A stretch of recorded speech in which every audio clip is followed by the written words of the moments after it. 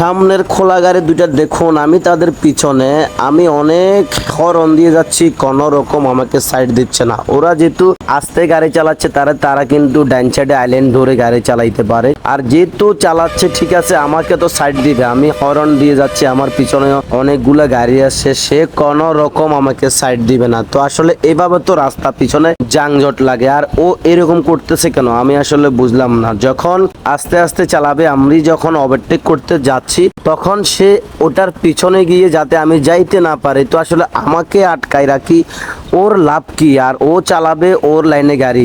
একজন ড্রাইভার হিসাবে ওকে এটা করা কিন্তু উচিত হয়েছে কিনা আপনারা একটু আমাকে জানাবেন প্রিয় ভাইয়েরা। কেউ কিন্তু খারাপ কমেন্ট করবেন না, যেহেতু আমার সাথে ড্রাইভার সাহেব অবশ্য সে একদিন বুঝতে পারবে। এখন হয়তো নতুন চার্জ পাইছে, মাথা একটু গরম হতে পারে অবশ্যই। যখন রাস্তায় চলাচল করবে, মানুষের সম্বন্ধে জানবে, একজন মানুষকে কষ্ট দেওয়া যে কতটুকু খারাপ সে তখন নিজেকে নিজে বুঝতে পারবে।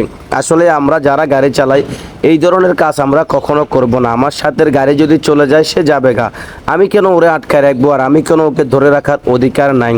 ওকে ধরে রাখলে পিছনে জাম বাজবে, সেও তো আমার সাথের ড্রাইভার, ওকে আমি এভাবে আটকায় রাখবো?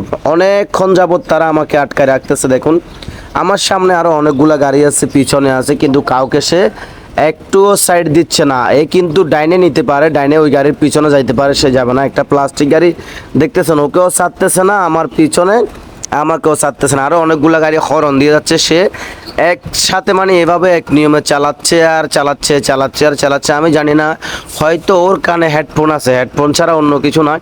না হলে ও এতগুলা হর্ন দিয়ে যাচ্ছে, ও কোনো রকমে আমাকে কিংবা আমার পিছনে যে ছোট, আমার সামনে ছোট গাড়িগুলা, একটা গাড়িও সে সাইড দিতেছে না। আসলে কেন যে এরকম করে আমি আসলে বুঝলাম না।